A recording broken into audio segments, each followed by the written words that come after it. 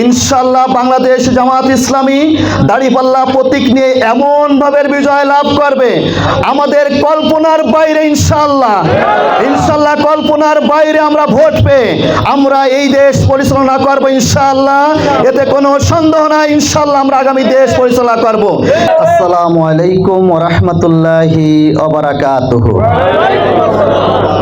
যারা অন্যান্য ধর্মের অনুসারী আছেন তাদের প্রতি আমার লাল গোলাপ শুভেচ্ছা। সবাইকে আমার পক্ষ থেকে আন্তরিক মোবারকবাদ জানিয়ে আমি আমার কথা শুরু করছি। সম্মানিত ভাইরা, আমরা 24-এর বিপ্লবের পরে এমন একটি পরিবেশ আমরা পেয়েছি, যে পরিবেশে দ্বীনের কথা, ইকামতে দ্বীনের কথা বলার যে ওপেন সুযোগ পেলাম, যারা এই সুযোগ তৈরি করে দিলেন, জীবন বাজি রেখে যারা শাহাদত বরণ করলেন, আজকের এই জায়গায় দাঁড়িয়ে তাদের জন্য দোয়া করছি, আল্লাহ যেন তাদের শাহাদতের সর্বোচ্চ মাকাম দান করেন।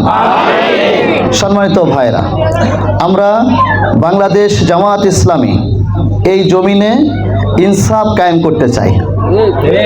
ইনসাফ হচ্ছে এমন একটি বিষয় যেখানে হিন্দু, মুসলিম, বৌদ্ধ, খ্রিস্টান, দল, মত, জাতি, ধর্ম সবাই মিলেমিশে থাকবে, কিন্তু যিনি ন্যায়ের পক্ষে থাকবেন তার পক্ষে রায়টা যাবে। এটাকে বলা ইনসাফ। যেমন আল্লাহ রসুল সাল্লাল্লাহু আলাইহি সাল্লাম একবার এক ইহুদির কাছ থেকে টাকা ধার নিয়েছেন। বেশ কিছুদিন পরে ইহুদি যখন দেখা হলো, খুব চিৎকার করে বলতেছেন, মোহাম্মদ তুমি আমার টাকা ধার দিলে না, পরিশোধ করলে না। এবার বংশ ধরে কিছু কথা বললেন যে কুরাইশ বংশের লোকজনের ধাপ্পাবাজ হয়, টাকা নিয়ে টাকা দিতে চায় না, এই ধরনের বিভিন্ন কথাবার্তা বলে হযরত ওমর ফারুক সাইডে দাঁড়িয়ে আছেন। কথা শোনার সাথে সাথে হযরত ওমর ফারুকের রাগ এত উঠে গেছে, মুহাম্মদ সাল্লাল্লাহু আলাইহি সাল্লামকে এত কথা বলবে, এটা সহ্য করা যায় না। চোখ রাঙিয়ে তার দিকে তাকিয়েছেন। ওই ব্যক্তি একটু ভয় পেয়ে গেছেন। আল্লাহ রসুল সাল্লাল্লাহু আলাইহি সাল্লাম ওমরকে থামিয়ে বলেন, ওমর থামো। এরপরে ওমরকে বললেন, ওমর তুমি যে চোখ রাঙিয়ে ওর দিকে তাকাইলে, কিন্তু তাকানোর দরকার ছিল আমার দিকে, তার কারণ ওই ব্যক্তির টাকা পাবে আমার কাছে। আমাকে বলা দরকার ছিল যে আপনার টাকাটা দ্রুত পরিশোধ করে দেওয়া দরকার। তুমি যে চোখ রাঙিয়ে ওর দিকে তাকিয়েছো, ভয় পেয়েছে, এই জন্য তুমি 20 সা খেজুর ওকে দিয়ে দাও। আল্লাহ রসুল সাল্লাল্লাহু আলাইহি সাল্লাম খেলাফতের সময় আল্লাহ রসুল যখন দুনিয়া থেকে বিদায় নিলেন, আবু বকর, ওমর, ওসমান যারা খেলাফতের রাজত্ব কায়েম করেছেন, হযরতে ওমর ফারুকের সময় জামা ওমরের একটু লম্বা হয়ে গিয়েছেন। মসজিদে দাঁড়িয়ে সঙ্গে সঙ্গে একজন বলেছেন, আপনার জামা লম্বা কেন? আপনি যে কাপড় পেয়েছেন আমিও সেই কাপড় পেয়েছি। রাষ্ট্রপতি হিসাব করেন। সঙ্গে সঙ্গে ওমরের ছেলে দাঁড়িয়ে বললেন, আমি যে কাপড়টা পেয়েছিলাম আমার পিতাকে সেই কাপড়টা দিয়ে দিয়েছি। দুইজনের কাপড় একত্রিত করে তৈরি করার কারণে আমার পিতার কাপড়টা লম্বা হয়ে গেছেন। সঙ্গে সঙ্গে মসজিদের মুসল্লিরা বললেন, আপনি বক্তব্য দিন, আপনার বক্তব্য শুনবো। এটাই হলো ইসলামিক খেলাফত। যত বড়ই রাষ্ট্রপতি হোক না কেন, জনগণ তাকে জবাবদিহি করতে পারবে। এটাই হচ্ছে ইসলামিক খেলাফত। কিন্তু আমাদের কোন রাষ্ট্রে এই ধরনের কোনো সুযোগ কি আছে? কোন মাতুব্বরকে কি কমসে কম জিজ্ঞাসা করার ক্ষমতা আমাদের আছে? কিভাবে ক্ষমতা আছে একটু পরে আমি বলবো সেটা। প্রিয় ভাইরা, আমরা অনেক সময় 24-এর এই বিপ্লবের পরে আমরা বারবার জনগণকে বলে আসছি, যে এর আগে বলা হতো যে জামাত ইসলামী আমাদের 1 থেকে 3 লাখ, এই 5 লাখ, এই 10 লাখ লোক মেরে ফেলাই দিবে। কিন্তু 24-এর বিপ্লবের পরে আলহামদুলিল্লাহ মানুষ মারা যায়নি আমাদের হাতে, আমরা বরঞ্চ মানুষকে সেভ করেছি এই দেশে, সেটা আমরা প্রমাণ রাখতে সমর্থ হয়েছে।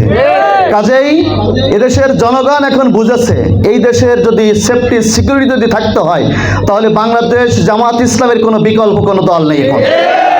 এই জন্য আমরা ইতিমধ্যেই বাংলাদেশের মানুষের জন্য সেবার জন্য আমরা কিছু প্রতিষ্ঠান উপহার দিয়েছি। যে প্রতিষ্ঠান হচ্ছে ইসলামী ব্যাংক বাংলাদেশ লিমিটেড, যে প্রতিষ্ঠান হচ্ছে ইবনে সিনা ফার্মাসিউটিক্যাল, যে প্রতিষ্ঠান হচ্ছে মানুষের আস্থা বিশ্বাসের জায়গা ইবনে সিনা হাসপাতাল, ইসলামী ব্যাংক হাসপাতাল, এবং স্কুল, কলেজ, বিশ্ববিদ্যালয়, মেডিকেল কলেজ পর্যন্ত আমরা তৈরি করেছি। এবং সেই সব জায়গায় আমাদের দেশের বেকার যুবকেরা, লক্ষ বেকার যুবকদের কর্মসংস্থান তৈরি করেছে। রাষ্ট্রীয় কায়দায় যায় কোন দল বাংলাদেশে এই ধরনের রাষ্ট্রীয় ব্যবস্থার বাইরে থেকে কোন দল এই ধরনের লক্ষ যুবকের কর্মসংস্থান তৈরি করতে পেরেছে? আপনি কি দেখাইতে পারবেন? কেউই দল দেখাইতে পারবেন না। কিন্তু যদি বাংলাদেশ স্বাধীনতার পরে যদি বলেন আজকের দিন পর্যন্ত সবচেয়ে মজলুম একটি দলের নাম হলো বাংলাদেশ জামাত ইসলামী। কিন্তু সেই মজলুম থাকা অবস্থায়ও আমরা মানুষের কল্যাণে এই কাজগুলো করেছি। কিন্তু রাজনীতির নামে যারা সমাজ পরিচালনা করেন তারা বরঞ্চ আমরা দেখেছি চাকরিতে একবার স্কুল কলেজ বিভিন্ন প্রতিষ্ঠানে চাকরির ক্ষেত্রে একটা সিকিউরিটি গার্ড চাকরি দেওয়ার জন্য 10 থেকে 15 লক্ষ টাকা পর্যন্ত সমাজের একজন মাতুব্বার সেখান থেকে নিয়েছেন। এইসব দিয়ে চাকরি করতে হয়েছে। আমরা স্পষ্ট ভাষায় বলে দিতে চাই, যদি আমরা নির্বাচিত হতে পারি তাহলে আগামী দিনে আপনার অঞ্চলে যত প্রতিষ্ঠান আছে এবং যত জায়গায় চাকরি করা লাগবে, কোনো চাকরিতে আর টাকা দিয়ে ঘুষ দিয়ে চাকরি করা আপনার লাগবে না। এই ঘুষের স্বপ্নকেই দেখবে না। কিন্তু আমাদের সমাজে যারা এই ঘুষ দুর্নীতি করে সমাজটাকে আমাদের ধ্বংসের দিকে নিয়ে চলে গিয়েছেন, সেই জায়গা থেকে ফিরে আসতে গেলে একটু সময় লাগবে। কাজেই সম্মানিত ভাইরা, আগামী দিন আমরা যদি আমাদের বাংলাদেশকে নিয়ে স্বপ্ন দেখি, একজন ব্যবসায়ী ব্যবসা করার পরে রাত 10টার সময় দোকান বন্ধ করে দিয়ে 2 লাখ 4 লাখ 5 লাখ টাকা নিয়ে বাড়িতে চলে যাবে, একমাত্র ওই উপরে আল্লাহর ভয় ছাড়া তার কোনো সন্ত্রাসী কোনো চাঁদাবাজের তার ভয় থাকবে না। এমন একটা বাংলাদেশের আমরা স্বপ্ন দেখি যে আপনি ওই নোয়াপাড়া যশোর খুলনা থেকে মাল কিনে নিয়ে আসবেন, কোনো জায়গায় আপনার গাড়ি ঠেকিয়ে সেখানে 200-100 টাকা চাঁদা দেওয়া লাগবে না। এমন একটা বাংলাদেশের আমরা স্বপ্ন দেখি। আমরা স্বপ্ন দেখি আমাদের মেয়েরা স্কুল কলেজ বিশ্ববিদ্যালয়ে যাবে, কিন্তু সেইখান থেকে তারা কোনো জায়গায় ইফতিজিংয়ের শিকার হবে না, ধর্ষণের শিকার হবে না। আমরা এমন একটা বাংলাদেশের স্বপ্ন দেখি। প্রিয় ভাইরা, আপনারা দেখেছেন এর আগে জাহাঙ্গীরনগর বিশ্ববিদ্যালয় আমাদের 100টা মেয়েকে ধর্ষণ করার পরে ধর্ষণের সেঞ্চুরি উদযাপন করা হয়েছিল। আমরা আর বাংলাদেশের কোনো ক্যাম্পাসে এই ধর্ষণের সেঞ্চুরিতে দূরের কথা, আমাদের বোনেরদের দিকে তাকাই, আমাদের মেয়েদের দিকে তাকিয়ে এই কথা বলার সাহস রাখবে না ইনশাআল্লাহ। আমরা আমাদের বিশ্ববিদ্যালয় সন্তানদেরকে একটা কাজেই শুধু দেখতে চাই, তারা পড়ার টেবিলে গবেষণা করবে এবং বাংলাদেশ নিয়ে তারা নতুন নতুন আইডিয়া তৈরি করবে এবং বাংলাদেশে কোথায় কি দুর্নীতি আছে সেইগুলো তারা সার্চ লাইট দিয়ে বের করে জাতির সামনে তারা তুলে ধরবে। এই ধরনের আমরা গবেষণায় দেখতে চাই। আমরা ওটা দেখতে চাই না যে ওইখানে সংস্কৃতির নামে তারা মেয়েদেরকে নিয়ে আর উলঙ্গনা করবে, সেই সংস্কৃতি আর বাংলাদেশে আমরা দেখতে চাই না। আমরা এমন একটা বাংলাদেশ দেখার স্বপ্ন দেখি যেখানে আল্লাহ রাব্বুল আলামিন আমাদেরকে এই বাংলাদেশে পাঠিয়েছেন। কে হিন্দু, কে বৌদ্ধ, কে খ্রিস্টান, এটা দেখার সময় নেই। আমরা সবাই বাংলাদেশি, আমরা সবাই বাংলাদেশ নিয়ে স্বপ্ন দেখব। এমন একটা নিরাপত্তার বাংলাদেশ আমরা উপহার দিতে চাই। প্রিয় ভাইরা, আমাদের অনেক সময় দেখা যায় যে আমাদেরকে ভয় ভীতি দিয়ে বলা হয়, কোনো জায়গায় কোনো কিছু ঘটার সাথে সাথেই বলবে বলো জামাত শিবিরের কাজ। এতদিন আমরা তাই শুনে আসছি। কিন্তু জামাত শিবির 24-এর বিপ্লবের পরে দেখিয়ে দিয়েছেন জামাত শিবির কোনো অমুসলিমের বাড়ি দখল করে না, জামাত শিবির কোনো অমুসলিমের জমি দখল করে না, জামাত শিবির কোনোদিন কোনো অমুসলিমের দোকানে একটা ফ্রিতে চা পর্যন্ত খায়নি। কিন্তু সেই জামাত শিবিরের নামে হিন্দুদের বাড়ি দখল, জমি দখল, ঘর পোড়ানো, বিভিন্ন কিছু এর অতীতে এটা নিয়ে রাজনীতি করা হয়েছে। বাংলাদেশের 24-এর বিপ্লবের পরে এই রাজনীতি আর পুনরুজ্জীবিত করতে দেওয়া হবে না ইনশাআল্লাহ। আগামী দিনের এমন বাংলাদেশ আমরা দেখতে চাই যে বাংলাদেশে হিন্দু, মুসলিম, বৌদ্ধ, খ্রিস্টান আমরা এক জায়গায় বসবাস করব, একসাথে দোকানে বসে চা খাবো, বাড়িতে যাব, কিন্তু কেউই কারো পরে কোনো হিংসা নিয়ে রাজনীতি করবে না। আমরা মিলেমিশে, আমরা সবাই বাংলাদেশি। এখানে আমাদের জাতিকে বিভেদ তৈরি করা হয়েছে। কি বিভেদ? অমুক পাকিস্তানপন্থী, অমুক ভারতপন্থী। আচ্ছা, আমরা কেউ কি পাকিস্তানি? আমরা কেউ কি ভারতী? আল্লাহ রাব্বুল আলামিন আমাদের বাংলাদেশে পাঠিয়েছেন। আমরা কেউ পাকিস্তানপন্থী নই, আমরা কেউ ভারতপন্থী নই, আমরা সবাই বাংলাদেশি। আমাদের এই বাংলাদেশের পরিচয় শ্রেষ্ঠ পরিচয়। তবে আমাদের কোনো পাকিস্তানপন্থী, ভারতপন্থী বলে আজকে আমাদেরকে দীর্ঘদিন ধরে করে আমাদের জাতিদের ভিতরে একটা বিভেদ তৈরি করে আলাদা করে রাখা হয়েছে। কাজেই 24 এই বিপ্লবের পরে আর রাজনীতির নামে এই ধরনের বক্তব্য দিয়ে বাংলাদেশে আর কোনো জমিদারগিরি করতে দেওয়া হবে না। বাংলাদেশে রাজনীতি করবা জমিদারগিরি করার জন্য নয়। রাজনীতি মানেই জনগণের সেবক হওয়া। সেই সেবক হয়ে যারা রাজনীতি করতে পারবে তারাই আগামী দিনে রাজনীতি করবে। কিন্তু রাজনীতির নামে জমিদারগিরি, একজন চলে যাবে আর একজন বাজার দখল করবে, একজন চলে যাবে আর একজন বোর্ড স্ট্যান্ড দখল করবে, আর একজন চলে যাবে আর একজন ঘাট দখল করবে, আর একজন চলে যাবে আর একজন টেম্পো স্ট্যান্ড দখল করবে, এটার নাম রাজনীতি হতে পারে না। রাজনীতি মানেই সম্মিলিতভাবে আগামী দিনের বাংলাদেশের স্বপ্ন দেখা। রাজনীতি মানেই নতুন নতুন নতুন নতুন চিন্তা চেতনা এখানে তৈরি করা। কিভাবে আমাদের বাংলাদেশ পৃথিবীর মানচিত্রে একটা উন্নয়নশীল রাষ্ট্রে রূপান্তরিত হয়, সেই স্বপ্ন বাংলাদেশ জামাত ইসলামী দেখে।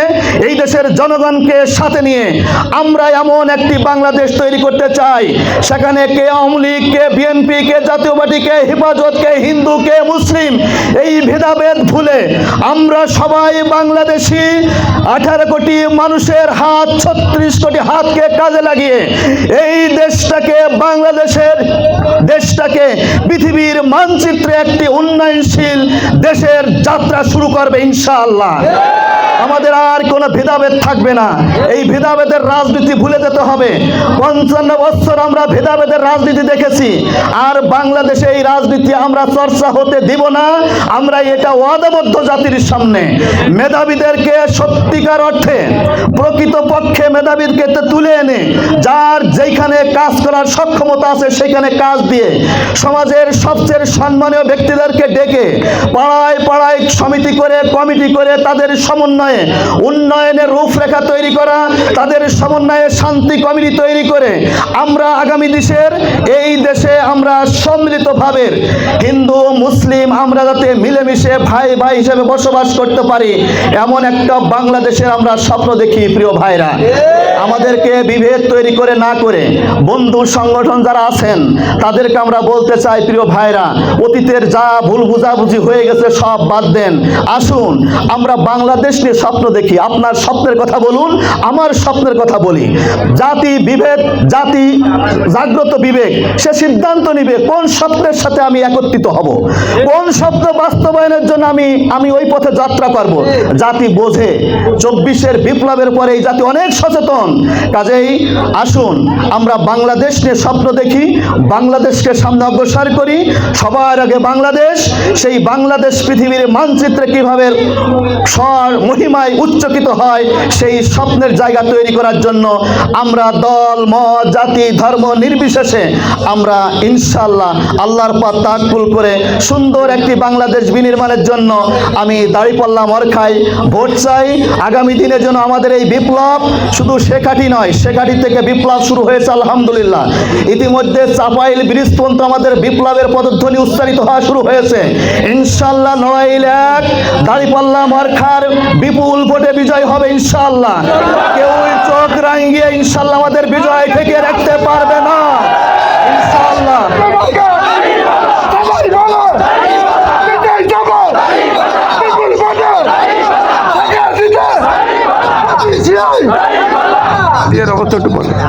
আলহামদুলিল্লাহ। সম্মানিত ভাইরা, ইতিমধ্যেই আমাদের বিভিন্ন জায়গা থেকে দাঁড়িপাল্লা মরখা, বিশেষ করে আমার হ্যান্ডবিল লিফলেট বিতরণের পরে ব্যাপক ভিত্তিক জনগণের ভিতরে সাড়া পড়েছেন। আমরা আশা করি ইনশাআল্লাহ বিপুল ভোটে যা 24 বিপ্লব, যে দলটিকে 30 তারিখে ব্যান করা হয়েছিল, 4 তারিখের পরে সেই দলটি বাংলাদেশ জামাত ইসলামী বাংলাদেশের সবচেয়ে জনপ্রিয় দলে রূপান্তরিত হয়েছে। কাজেই যারা 24 বিপ্লব এমন একটা সময় ঘটেছে যা আমাদের কল্পনাও ছিল না। ইনশাআল্লাহ বাংলাদেশ জামাত ইসলামী দাঁড়িপাল্লা প্রতীক নিয়ে এমন ভাবে বিজয় লাভ করবে আমাদের কল্পনার বাইরে। ইনশাআল্লাহ ইনশাআল্লাহ কল্পনার বাইরে আমরা ভোট পেয়ে আমরা এই দেশ পরিচালনা করব ইনশাআল্লাহ। এতে কোনো সন্দেহ নাই। ইনশাআল্লাহ আমরা আগামী দেশ পরিচালনা করব। সেই পরিচালনার সাথে আপনারা একত্রিত হবেন, আপনাদের আত্মীয় স্বজন বন্ধু বান্ধব যার যেখানে পরিচয় পরিচিতি আছে সেখানে দাড়িপাল্লার দাওয়াত দিবেন, আমার সালাম পৌঁছাবেন। ইনশাআল্লাহ আমরা ইনসাফের একটা বাংলাদেশ গঠন করব। ইনসাফের সেই বাংলাদেশ গঠনের জন্য আমরা যে যেখানে আছি সেখান থেকে ভূমিকা রাখার তৌফিক দান করুক। আমিন। আসসালামু আলাইকুম ওয়া রাহমাতুল্লাহি ওয়া বারাকাতুহু।